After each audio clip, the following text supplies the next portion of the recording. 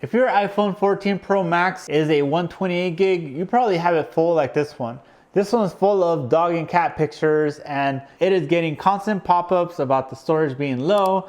Some apps don't even want to open, constantly have to go in and delete stuff. And my wife has filled up this phone in about 6 months. So we're gonna do her a favor and upgrade it to 256 from this donor board. So we're gonna pull the memory chip from this one and solder it onto this one. And we're gonna use the help of this programmer. This is the JC V1S with the BGA315 socket. And we're gonna go through the full process in this video. Now, this is something only a professional should do. So you must have the tools to be able to do it and the experience to do it properly. But we're gonna go through that full process in this video.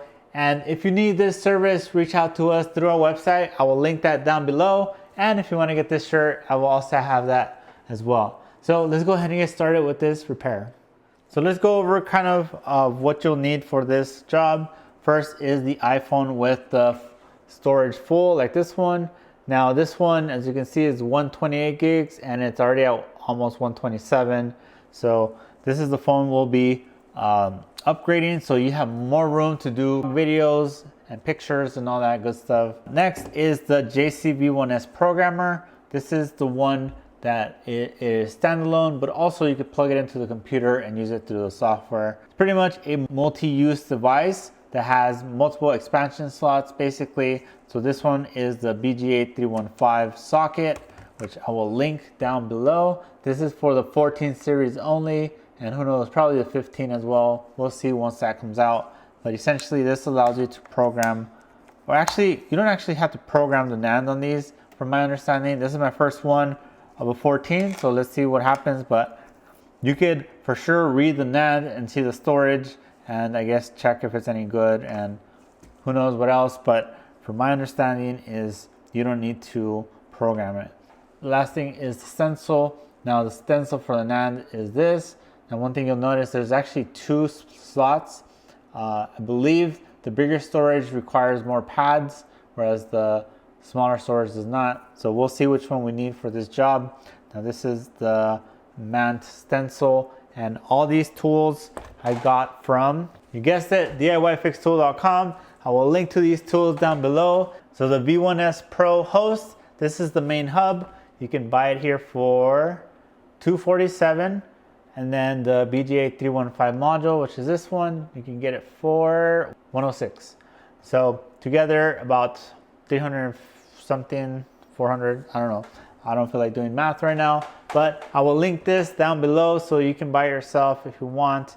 And as you may know, the V1S Pro is the latest and greatest programmer for these type of jobs. So hopefully you guys find it useful. And so far it works. I have another video on this, which you guys can check out on my channel. So let's go ahead and get started with this job. So step one is actually to open up this phone. So let's go ahead and do that. And we start off by removing the two pentalobes at the bottom. Now this phone has been opened before. This is actually the one I used in my teardown video from launch day. And hopefully it's an easy device to open. Yeah, I don't think I need heat for this one since it has been opened before. So it's a lot easier to open.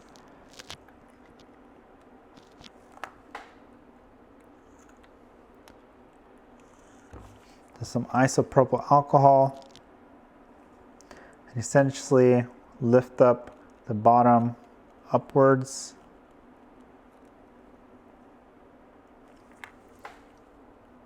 Drip some ISO along the edges. Now this is a fully working phone, so we'll see if we have a fully working phone at the end. So as you can see, I was able to open it without any lines on the OLED.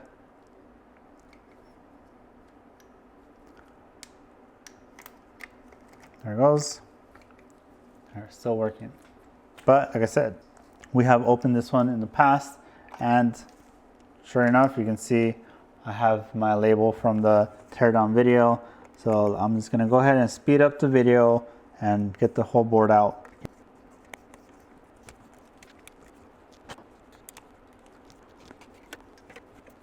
All right, so one of the things about the US models is there's a 5G flex that goes out here to this side antenna, and there's no way to get this out because there's screws in here, and to get to the screws you gotta take out this battery. So let me get this battery out and I'll be right back. All right, so I'm getting the battery out just now.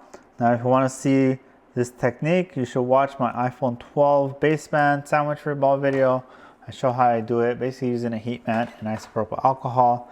But let's just skip right to getting this flex out. So these stickers right here, we gotta peel off.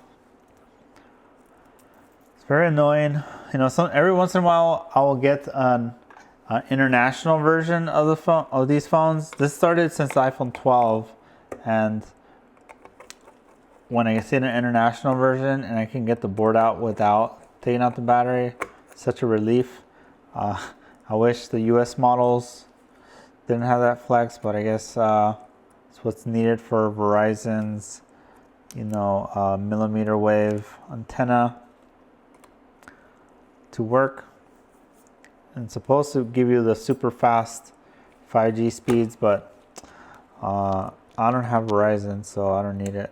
But yeah, here we go. So I'm getting the board out. Oh, I feel some resistance. Looks like Apple has added the requirement to remove the speaker. So weird. So the 13 Pro Max, it has a very similar design, but it does not require you to remove the speaker. So you gotta remove that to get to this screw, the standoff, which I know I'm gonna forget the process to getting this out after this video, but we'll see. There we go. And we're out. So here's the iPhone 14 Pro Max motherboard. The NAND is somewhere around here. So let's take a look at ZXW. This is where we can see where the NAND is. So this is the top board, and this is gonna be NAND. One of the interesting things is how much ground pads it has. So much ground, so it's probably gonna require a ton of heat to get this chip off. Luckily, it looks like there's a bunch of ground resistors. I don't know what these are for. I started noticing them since the iPhone 11s. I noticed a few of these around the NAND and some other spots. So I don't know what they do. If anyone knows, let me know down below in the comments, because I'm curious to see what this even is. But let's take a look at this board under the microscope. So as you may have heard, here in the US, the 14 series do not have a SIM slot. So we have this plastic filler space. And you know, this is kind of to let you know that they could have put a SIM slot, but they didn't, because they obviously put it in Canada and everywhere else, just not in the US. So in order to do this job, we're gonna have to remove this foam, and because it will melt and actually make it a little tougher to plug stuff in sometimes. So it's best to just get rid of it.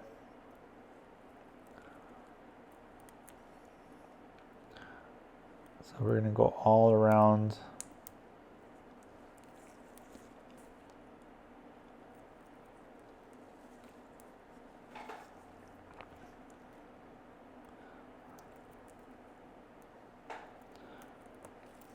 All right.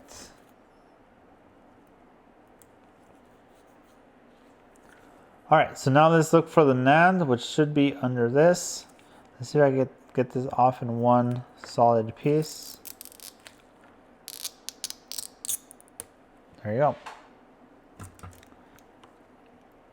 So this is gonna be the NAND. And let's confirm, is that really a bunch of resistors that are gonna be ground? So what I'm gonna do is I'm gonna pull up my multimeter. We have it in diode mode, and this allows us to measure for different things, including the diode mode readings. Ground, ground, ground, ground, ground, ground. Yeah, so these are all ground. So I guess we can use that to our advantage, which you'll see in a second. All right, here's the orientation dots. Keep that in mind. So I'm gonna mark an X here so we know we need to face it this way. Also, we do have the Wi-Fi chip here, so it's gonna be a little tricky to do this without messing with the Wi-Fi chip. Now, another thing is, this is the donor board. So this is the one I'm gonna pull the NAND from and use it on the new phone. Now, let me show you really quick how to know what is the storage size of said device. So what we're gonna do is go to JC Repair Assistant.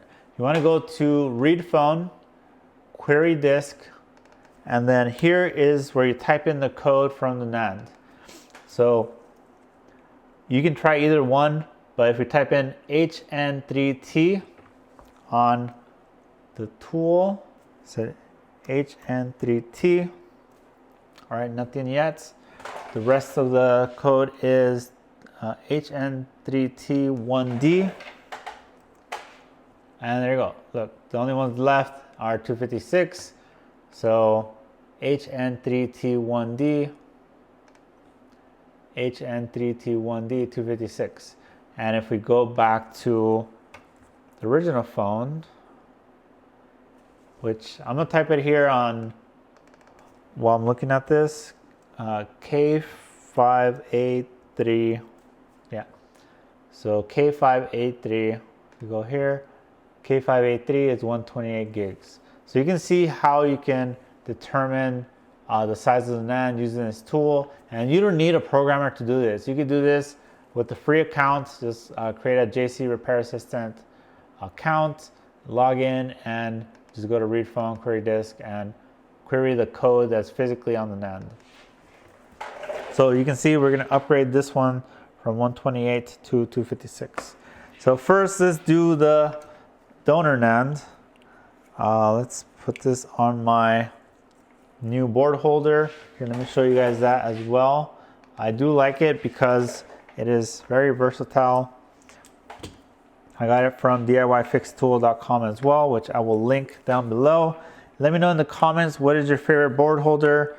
For me right now is this one, because not only can it hold boards like this, but on this side, if you go this way, you could also hold chips as well. Like that. So it holds chips and it holds boards, and it's pretty heavy, so you know it's not gonna move around when you're trying to do some soldering. Now before this, I really like this one, although I haven't been able to find new ones. This one also is very quick to put a board in because you can move these around. So I still use that one occasionally, but for now my favorite one is this one, the 1 gig. All right, let's give this a try. I'm debating if I should just cut this part of the video out because we're gonna repeat this step twice basically. All right, so we're gonna use 270 Celsius with 40% air on my add-in hot air station.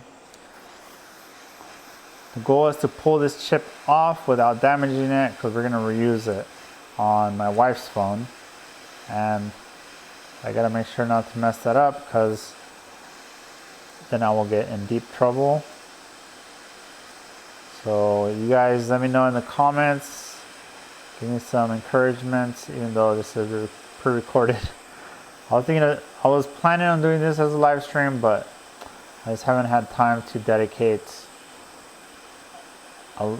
Like, once you do a live stream, you cannot stop. Whereas if I record this, I could pause and do other stuff. And usually I record these pretty late in the night, so I don't know. I don't think many people even join the live stream. I don't know. I'll try to do some late night live stream and see how many people join.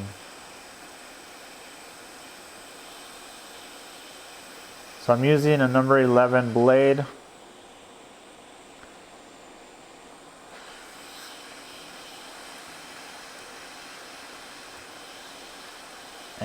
very thin. It allows you to get in between these components.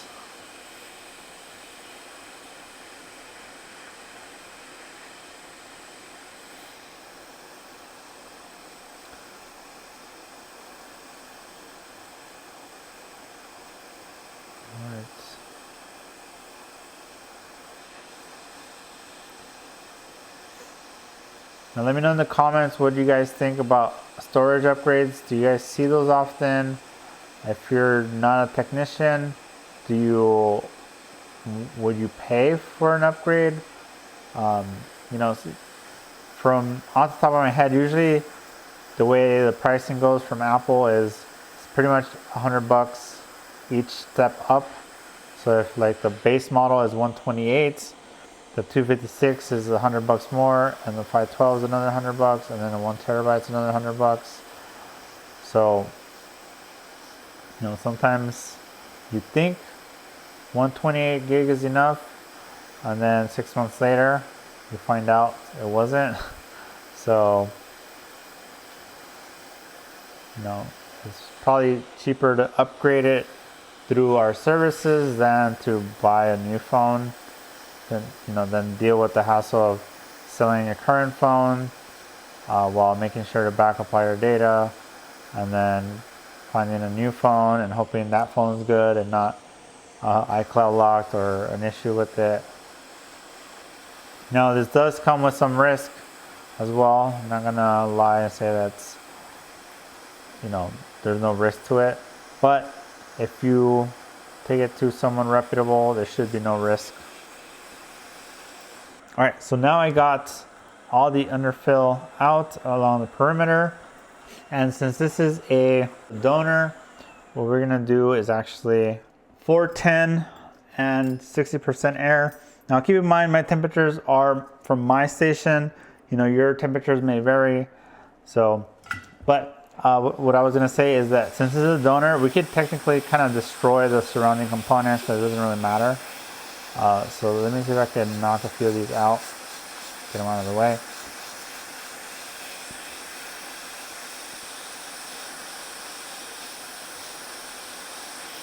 And I wouldn't be surprised if those are like the weird ground ones that I had mentioned earlier. Man, this shield is really in the way, I didn't realize that.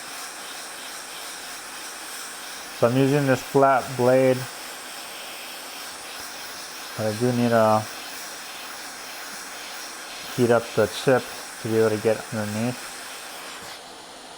Just notice I was slightly out of view. Well, let me rotate this. I'm going to try to come in this side. I think I have a little more room.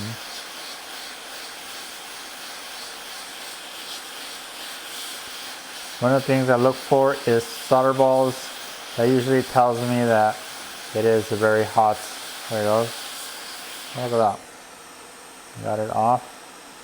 From what I can tell, no rip pads. So I think we're safe.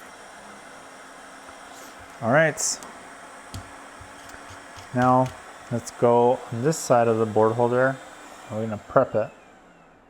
Essentially run our own solder over it. It'll help clear out the underfill. Remember, this is the one we're gonna use on my wife's phone, which I should turn on the fume extractor. I always forget to turn that on.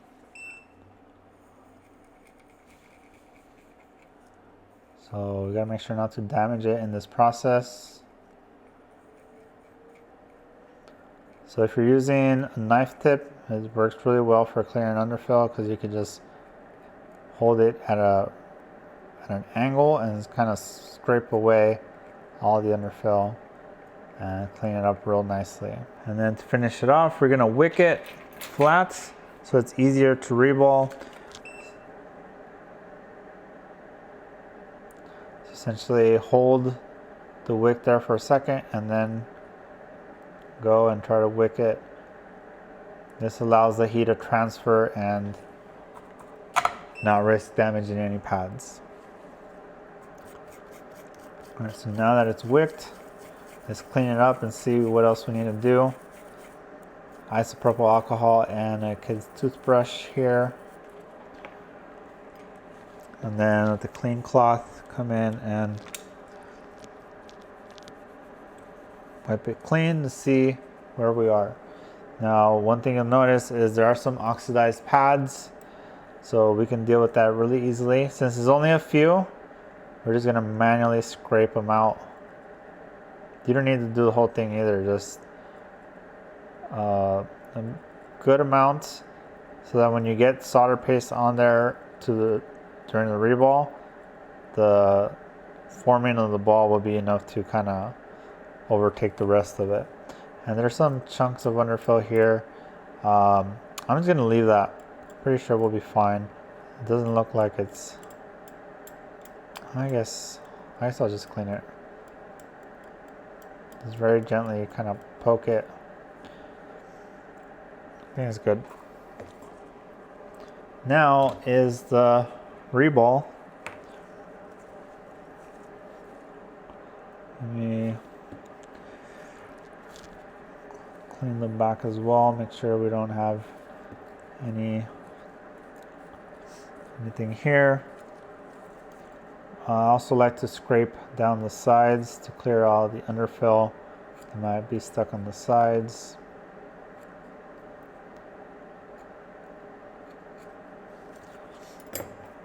All right. There's some more gunk on there. You gotta make sure this is super squeaky clean for the reball, otherwise you're not gonna get a clean reball. All right, now let's see. So like I mentioned, there's 2 slots for the NAND. Let's try the bigger one first. And I don't know if you guys can see, but it's too small. There's excess pads on all sides. So we need to go to the smaller one right here. Now if I scoot up a little bit, there's no other pads. Scoot down 1 row, there's no extra pads. Same for right, left. So this is the spots. It matches all the pads. And then using some paste, this is paste already prepped. So hopefully if you're watching this video to learn how to do this, you already know how to reball with proper paste, because you need to make sure you prep it, dry it. Otherwise, you're going to get a bad reball and you have trouble with it. So just fill it and scrape it.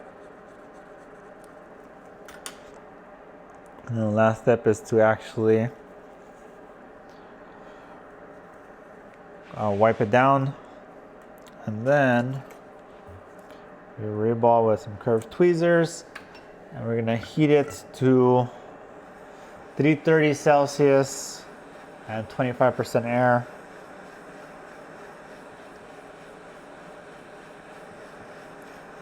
Go in circles, kind of preheat,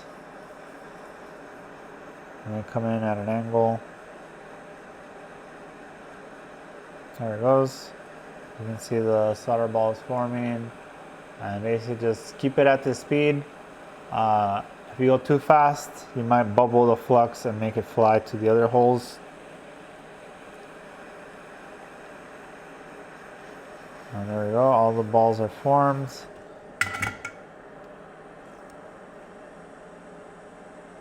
Alright, you saw them solidify, hopefully. And we gotta poke it out. Look at that. So before I move on, I do like to clean this up.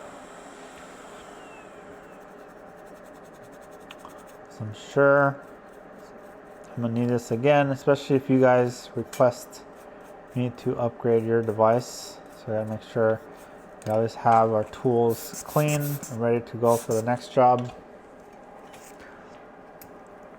It only takes a few seconds to do it now versus doing it later, which might not. When it's hot, it's a lot easier to clean.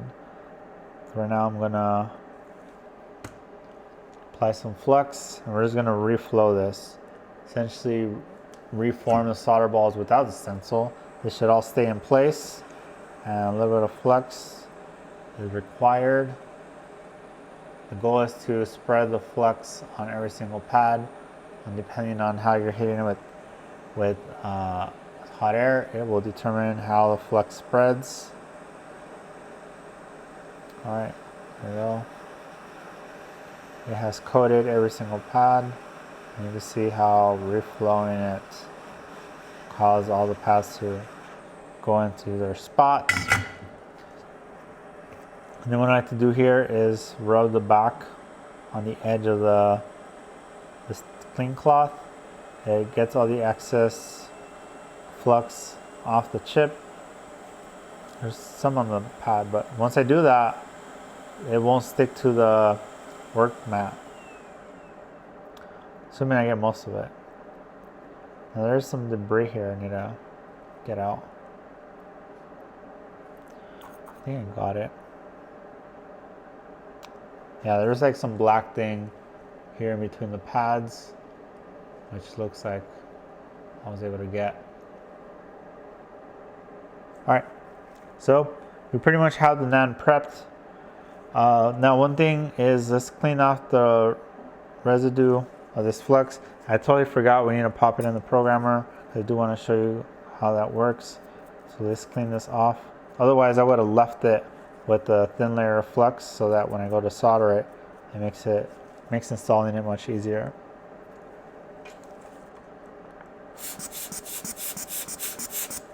All right, here we go, it's clean. All right, so now we're gonna pop this in. Now there's an orientation arrow here. I don't know if you guys can see that. There's like a little, it's kind of hard to see there. It's right there. That tells you where the dot of the chip goes. So here on the chip, there's like the little arrow, and it's also on this side as well. We gotta point that to that same dot. All right. Now make sure this thing is sitting flush and in the slot. Early on in my career, someone sent me a NAND to program for them because I had a programmer. It wasn't sitting flush, so when I locked it, I cracked the chip. Here you can see it's going to try to read it.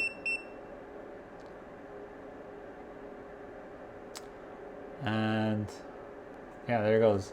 So NAND model 256, binding model. It basically says iPhone SE 3, so iPhone SE 2022, and then iPhone 14 series, 14 Plus. I wonder if I could change it. Now, in theory, it should accept the 14 Pro Max. I guess we'll find out. Let's see. 14 Pro Max.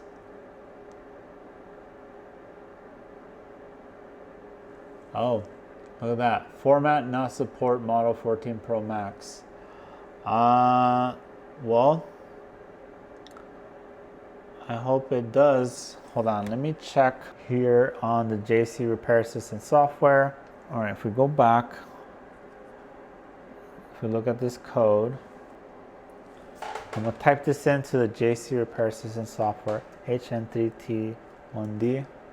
So pretty much both of these are the same. So you can see here applicable models 14 through 14 PM, iPad, etc.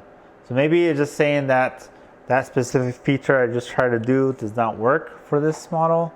Let's do this. I'm gonna put the NAND back into the programmer. So now I have the NAND back in there. Here, oops. I'm going to connect the V1S Pro. So now I'm using it through USB. All right, so it says the sysconfig data on the 12 series, 13 series, Pro 4, Pro 5, Mini 6 is only used for read and write functions. It's only to test the read and write functions. Please clear bottom layer before installation. No need to query, analyze the data after clearing. Otherwise, it might cause inspection software to turn red. Sysconfig data can be written to the NAND during the flashing process. So, I don't know what that means. It's weird, it doesn't give me the 14 Pro Max on here either. Are we on the latest? version. Now this is gonna suck if I can't program this model. All right, let's go back. So I have disconnected, disconnected, and disconnected. All right, let's go back over here. I just want to make sure I don't break anything. So I'm gonna unplug it, plug it back in, and we're back over here. It's reading the NAND. So it's weird, it says 14 plus. I wonder if I can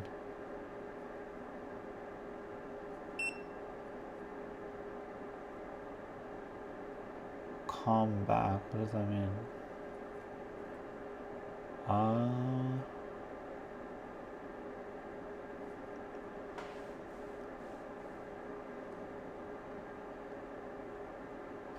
Well, at this point, it's kind of like, yeah, so they just move forward and pray for the best. Otherwise, my wife's gonna be real mad. All right, so now let's replace this NAND and see what happens. So as I mentioned, this model, I don't know if I mentioned it, but this model is a sandwich board. Luckily, this does have high temp solder. What that means is it's not easy to split the sandwich. So what I'm actually gonna do, hopefully this trick works, in order to avoid the board warping or anything, this is the NAND we're gonna use. What I'm gonna do is I'm gonna use some Kapton tape and essentially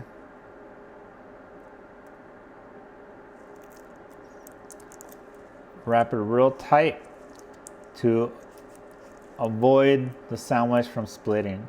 Now this antenna is kind of in the way. What I'm gonna do is get another piece and run it here on top and wrap it real tight. All right, so I have essentially these two sides here being held down. Now I do have a skinnier Kapton tape, which I can use. I should be able to fit it right below the 5G antenna and right here. So the theory is that the tape will kind of hold the board together so it doesn't separate, and we'll see. I'm not doing it for heat shields. I'm doing it to avoid separation, kind of have something to hold it in place. And then we're gonna use this board holder. Gotta figure out good spots, maybe like this. All right, so this is how I'm using the board holder. Hopefully I cause no problems. All right, let's give it a try. All right, 270 to clear the underfill. This is hot enough to soften the underfill and clear it out, but not hot enough to melt anything of significance. Unless there's some super low melt solder somewhere, this is not gonna do anything to the board. Now this one we do have to be extra careful because this is the real board. This is the one we don't want to damage. The donor board didn't really matter because it's a donor board, it's a dead board. It's used for picking parts off of it.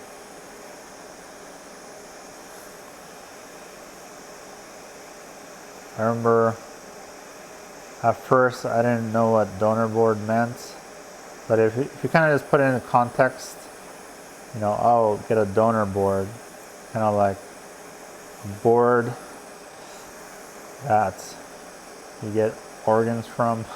I don't know. But yeah, I've had people ask me also, what does donor board mean? So I don't know the origins, but if you guys know it, let me know down below in the comments.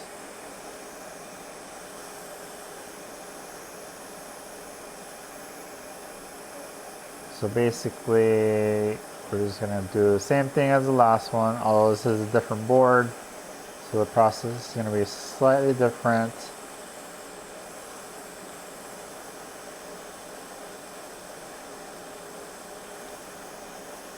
And hopefully this video is not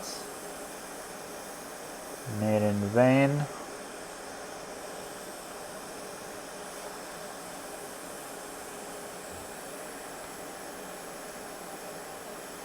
The goal here is to clear out the underfill. So one thing you'll notice, there's a bunch of pads here. That's probably from the bigger NAND, probably a 1 terabyte. That's what my guess is. The 1 terabyte board is going to have a giant NAND, so it takes up more pads.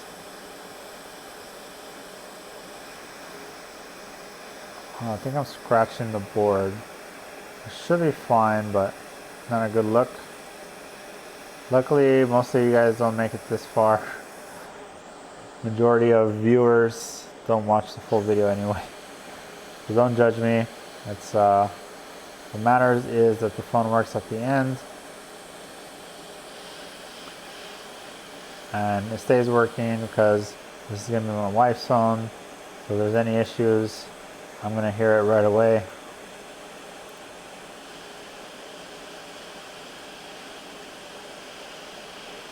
Alright, there's a lot of underfill here. So I'm trying to clear it out so that when we're doing any of the soldering, it is essentially, when components are sealed off like this with underfill, what happens is the components come loose because how do you say it, like they're kind of encapsulated in the underfill. So, you know, heat causes things to expand and will kind of move, and it will take the components with it. Now if you clear off some of it so it can breathe, so to speak, it won't do that as much. So here we go. One more side and we should be able to start working on popping this NAND off.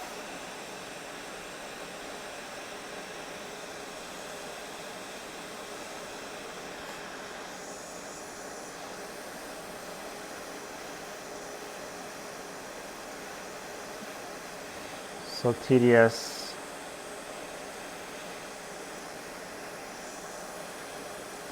This is the hardest, not the hardest, but the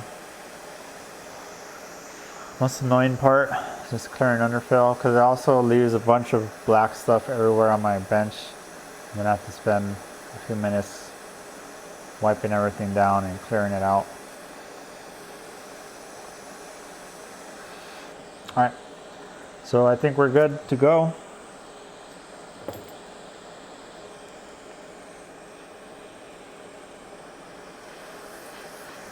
And yeah, I think I'm just gonna try to pop in between here.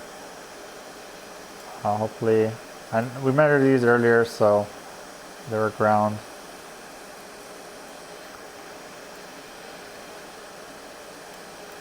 We'll just go in here.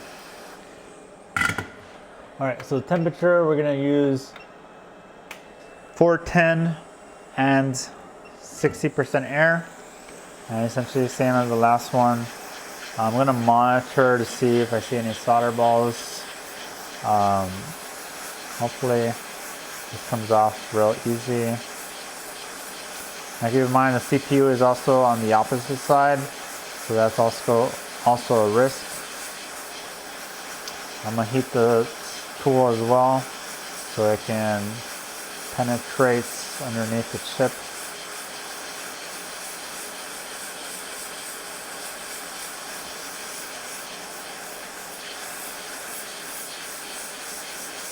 This NAND is tiny now that I'm like looking at it.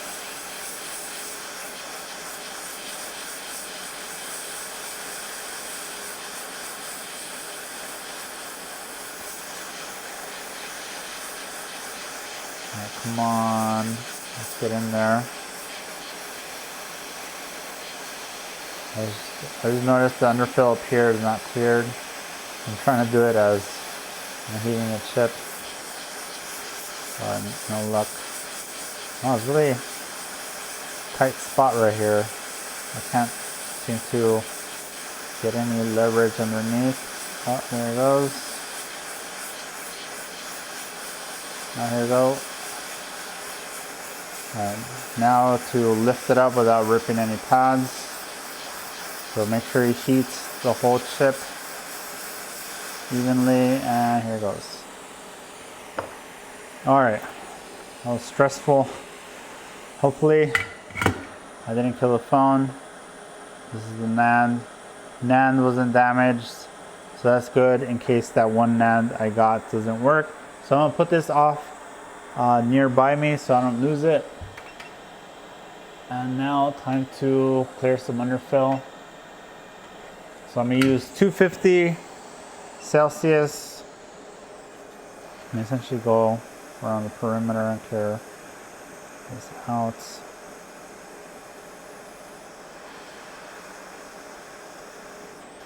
Alright, so what I like to do is first go around the edges, that's where the big chunks of underfill is at.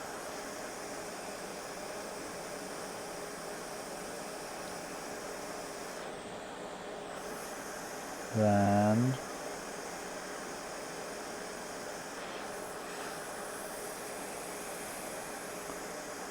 there we go. I'm using my tweezers because they just work perfect for this job, so that's what I'm doing. If you don't like it, too bad. This is how I do it. I still can't believe someone got really mad that I was using tweezers in one video. That was good stuff. Alright, so I got all the big chunks along the edges. Now time to bust out the soldering iron.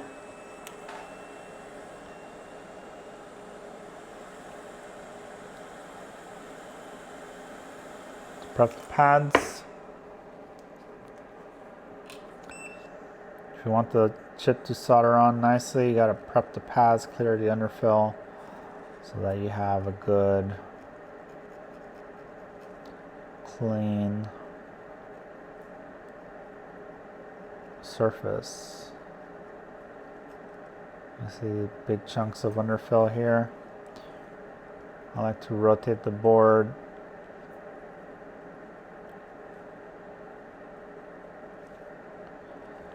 Alright, rotate. So rotate a few times, at least 4 times, so you get every spot that you're trying to reach. Don't try to reach into spots that get real awkward, because then you won't be able to, you'll mess up trying to reach a spot you probably shouldn't have been trying to reach, and you'll get like blobs of solder and stuff because you're trying to go over some components, and your iron will have a blob of solder. I hope that makes sense, because a lot of people get blobs of solder on surrounding components. At least I do sometimes when I'm trying to be lazy. So don't do that. Just do it the right way and rotate the board. Alright, now let's clean this off. Hopefully Wi-Fi didn't get disturbed in that process, so we'll see. Hopefully nothing else got disturbed in that process. Alright, let's go back and clean a little more underfill. Just in between some of these pads I see chunks of underfill.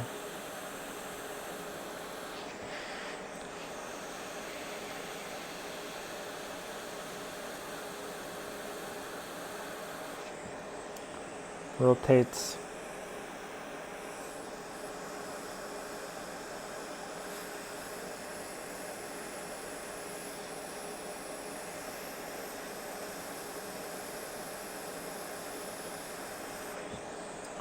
All right.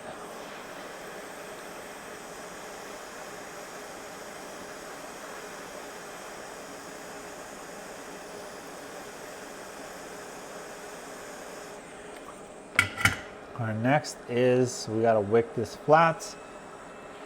I mean, technically we don't have to, but in the past, when I was first learning to do these NAND jobs, I always had a lot of issues.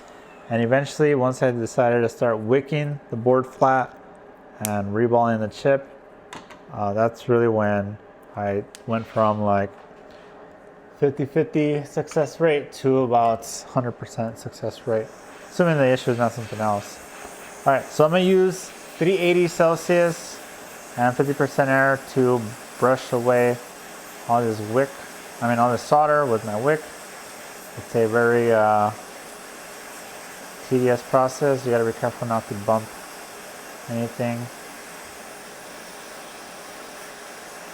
Make sure you're trying to brush away all that solder. Especially this is like majority ground, so it's not gonna be easy.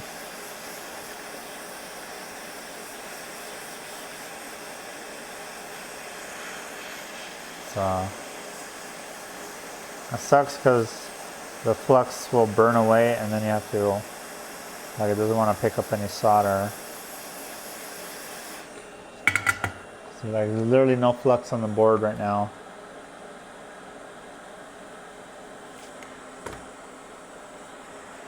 Alright, well I did some heating with the hot air. Maybe I could get the rest of the iron.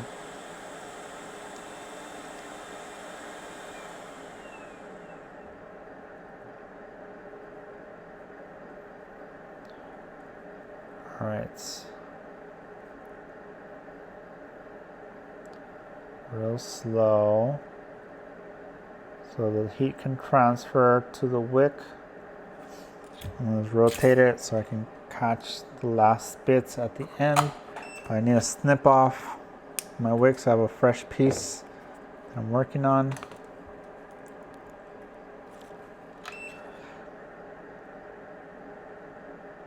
Pause and then brush. You should see the flux sizzle when you're doing this. Otherwise, your wick is not going to be hot enough.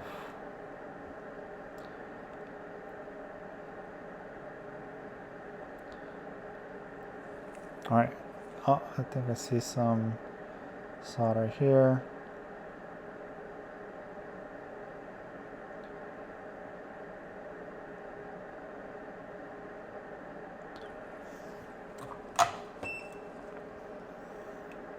Alright, let's just go with this. It doesn't have to be perfect. This is a good 99% perfect. If that even is a logical statement.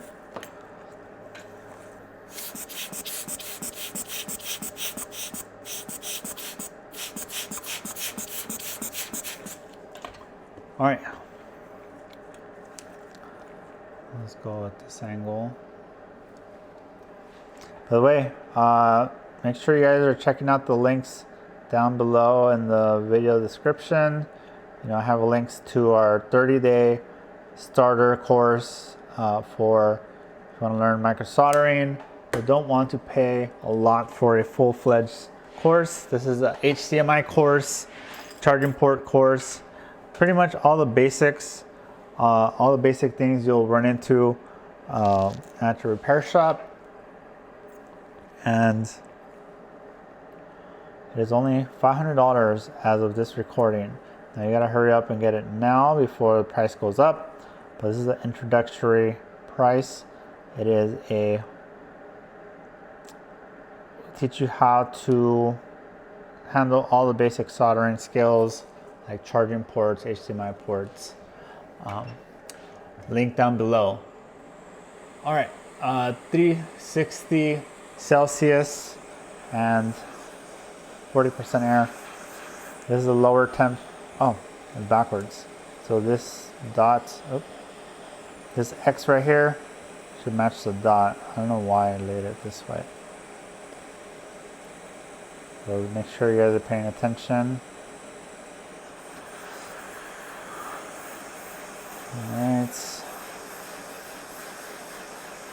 By the way, if for these repairs, I mean these upgrades, the data is lost in the process, so make sure you guys have that backed up either on iTunes or iCloud or whatever. You know, you mostly just care about your photos. Google Photos is a good option because it's free. Make sure you back up your data, otherwise you will lose it. And if you're planning on sending it to me for an upgrade, please send it wiped already. If you want us to back up and restore it after, that's an extra fee. So save yourself. It'll save us the time from doing all that.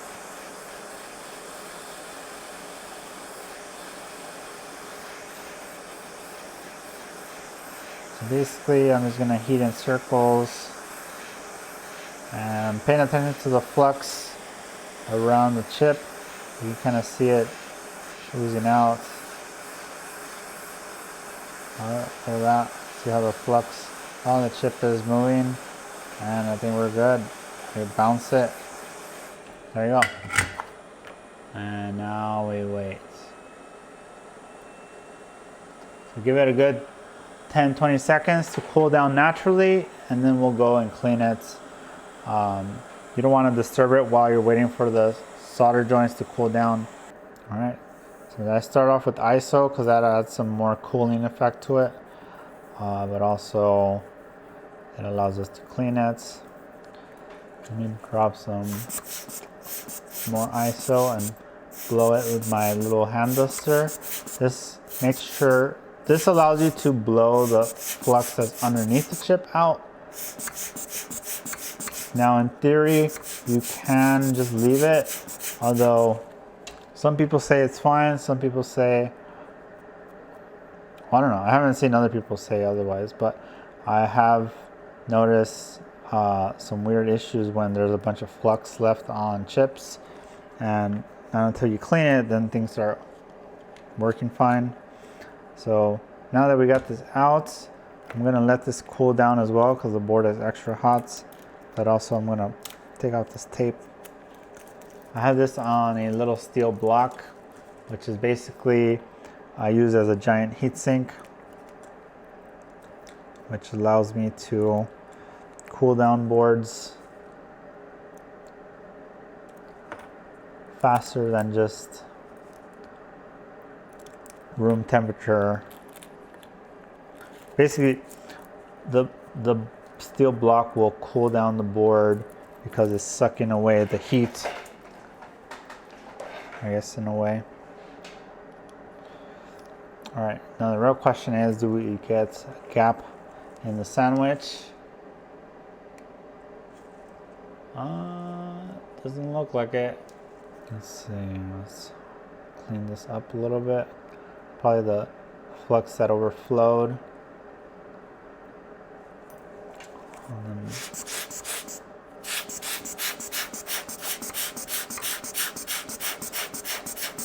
So it looks like my technique worked with the what do you call it? The Kapton tape. So we'll know for sure once we restore the phone and check for any issues.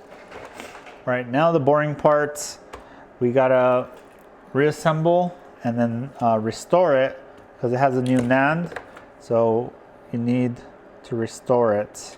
This is why I was saying that the data lost after the upgrade, because it's a mismatch of data on the CPU. Notices, hey, this weird NAND is talking to me, and this is not the one I was originally connected to. So the phone is going to be stuck in DFU mode, assuming nothing else went wrong, which we'll see if that's the case.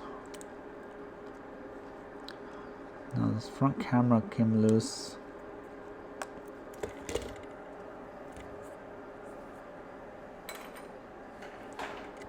It's really annoying.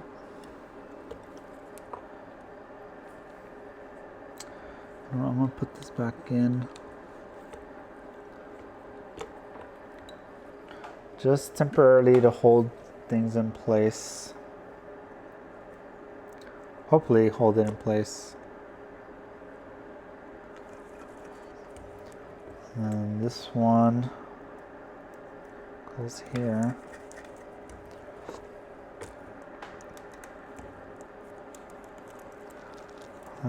This cable we don't need. We just need the screen.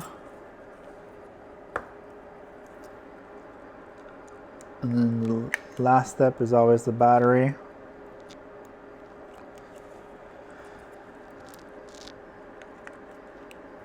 I wonder how many of you guys noticed that I disassembled the phone while it was still on and just unplugged it.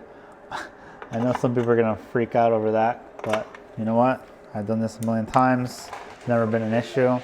And I just heard the chime from the PC, meaning it's in DFU mode, so let me close this.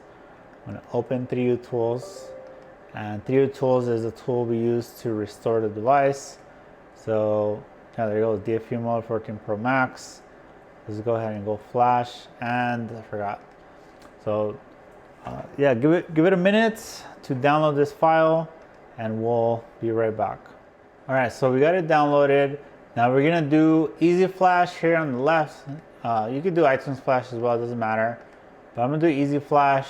I'm gonna do Quick Flash. This is a restore. This will wipe all the data, which it doesn't matter because it's from a donor phone. And we're gonna install it, and yeah, we're gonna flash it. Ignore all that, Quick Flash. Now this is the moment of truth. Actually, let me turn on this camera. We do want to see what the phone does in this process. So if we get Apple logos and stuff, loading bar, then we know the board is good. If we get any errors, it kind of, yeah, so we got Apple logo. So far, I didn't kill anything. This is always a good sign. Screen's a little dirty. I wonder if this is not compatible.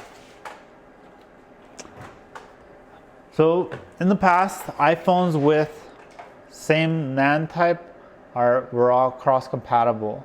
Seems like from the 12 and newer, it started being like encrypted or something and not easy to use on other models. Yeah, this thing is not going. So on a normal working phone, it should have not done this. It should have stayed on the Apple logo and then added a loading bar. At this point, I can see it's stuck in DFU mode because it's up here, it says DFU mode. After unplugging it and plug it back in. So what I'm gonna do is I'm gonna go ahead and close this, and we're gonna reopen it because it pretty much failed. We're back to DFU mode. So now let's try iTunes Flash. Let's do a Quick Flash. So this one is gonna give us an iTunes error code. So let's see what happens.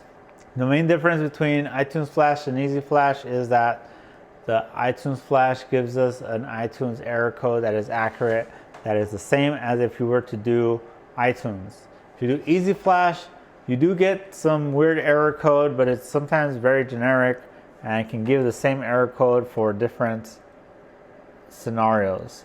So a lot of people will mistakenly refer to the Easy Flash error as their iTunes error code, which is not accurate. You know, like a lot of times Easy Flash will give you -2, which will give it to you for like almost everything. So that doesn't always work. All right, let's see what happens this time. The goal is to get a loading bar under the Apple logo. Oh, here it goes, and it's gone. Yeah, I'm gonna say compatibility issue. I don't know why. There's a way to check for updates. So now we gotta wait for this to fail and give us the error code. The chip itself feels cool to the touch. I don't think it's gonna be a NAND issue. I don't have a donor board to get it from. 4014. Okay, so this error code usually implies NAND not detected, but in theory, it could also mean it's not programmed correctly or it's not compatible or something. So let me check something. I'll be right back. All right, so I remember I do have a 14 Pro, not a Pro Max, a Pro, and it is 256. So you know what? Let me get that NAND, do the whole process, install it, and then I'll come back when we come to restore it, and let's see if maybe that gets it working. So, so for now, just kind of a quick recap, I guess, of what happened is this 14, iPhone 14 or 14 Plus, I don't know. I guess this NAND is not compatible with the 14 Pro Max. I don't know if it's the manufacturer, because these NANDs are often different manufacturers and stuff. So I don't know, but it seems like 14 series maybe doesn't work. So let's try a 14 Pro and see if that works. So I'll be back in a second. All right, so here we have a new NAND. This came from a 14 Pro. Let's pop it into the, I've already reballed it and everything, so save some time. I don't want to rehash some of the same information from the earlier part of the video. And what we're gonna do is, oh, what just happened? Oh, screen got dark. Look at that. It says 256 gig. Although it says binding model none. It's really weird. Let's clear all sysconfig. I don't know what that does. Now let's see what happens if we go to the desktop software, JC Repair Assistant software, go to connect. Oh yeah, look at that. Binding model 14 Pro, Pro Max. Although right here on the left, there's still no 14. I guess since I can't really format it, I don't want to format it to the wrong model and then be screwed. So you know what? Because it says 14 Pro Max, let's just go ahead and install this and then restore it. So I'm just gonna do that off camera just because it's the same process you already covered. But I wanted to show you guys this part. Also, it's for myself because it's my first time doing it. So let's see if this one works. So we got the NAND installed. Hopefully this time it works. We're gonna plug it into 3D Tools. You can see it's being detected in DFU mode here in the corner. And let's just try this one more time and cross our fingers that this works, because I don't know what I'm gonna do if it doesn't work as far as this video, because I don't know if I should publish a video that I do not solve something. But I guess I'll just publish it anyway, but we'll see. All right, so here's basically the point where it failed last time. You saw a little spinning bar and we'll disconnect. Let's see what happens. Okay, so, oh, look at that, loading bar. So, reconnected. It's reading. Definitely made it past 24%. That's doing stuff. I don't know what this is saying. It's a little easier to read. But look at that, we're getting a loading bar, and I think we did it. All right, so let's just let this complete. I won't bore you with this part, but it's pretty much should be like any other restore, but I'll let you know if it fails. But I think at this point, if we made it this far, we're gonna make it all the way. So we'll be right back. And there we have it. The phone has restored. We have Wi-Fi working, which is a good sign. Here on 3D Tools, you can see flash complete. Let's click OK. And look at that. Here on the bottom right, you can see the storage is much bigger. Let's click Activate Now. Start. And in theory, this should allow the phone to activate. Let's try again. You gotta do this a few times. Otherwise, sometimes it doesn't go through the first try. So if you look up here, there you go, the next is there. So click next, continue, and I think we're good. So if we go to verification report. Look at that, no errors. Also, view device details, no errors either. Well, actually, Wi-Fi module, I think those are all normal. But let's focus on the phone itself. Let's see if we get this phone to activate. Oh, here we go. So let's go to setup. Oh, there it goes. We're in.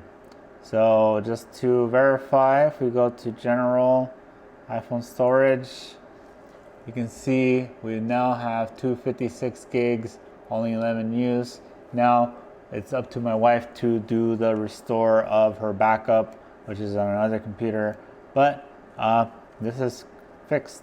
Now I do still have to reassemble it. I don't have it fully reassembled, but in theory we should have everything working. So like Face ID,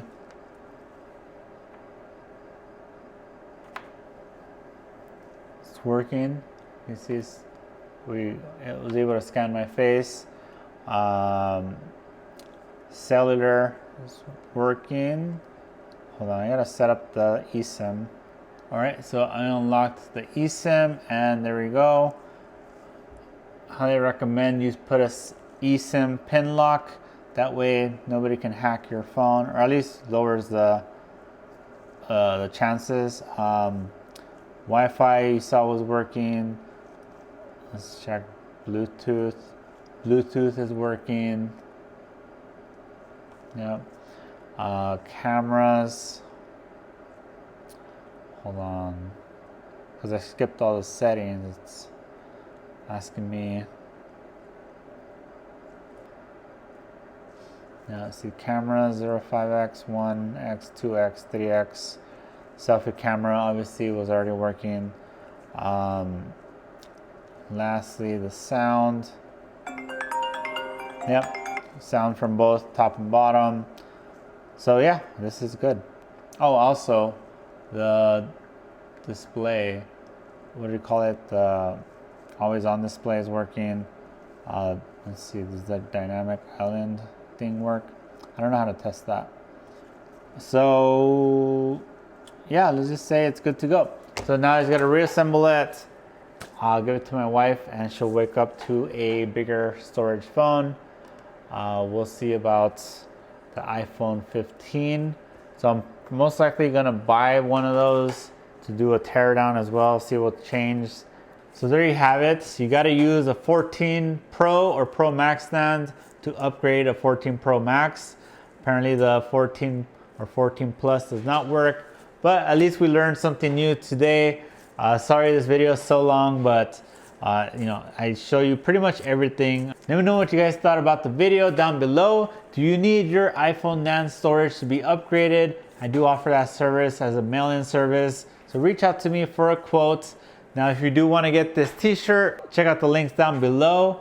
I also have a 30-day HDMI and charging port course, which I will link, as well as our 90-day course, which is a full-fledged soldering course where we cover everything, whereas the HDMI course is only 30 days and it only covers the basics like HDMI ports, charging ports, Nintendo Switch ports, very basic soldering, but it gets you into the learning process of soldering so you can level up from there. So I hope you guys check out those links. Hope you guys smash the like button, subscribe to the channel, and check out the rest of my videos like this one right here, where I do iPhone 14 Pro Max teardown, which was actually that phone we did in today's video. So thanks everyone for watching. I'll see you guys in the next one.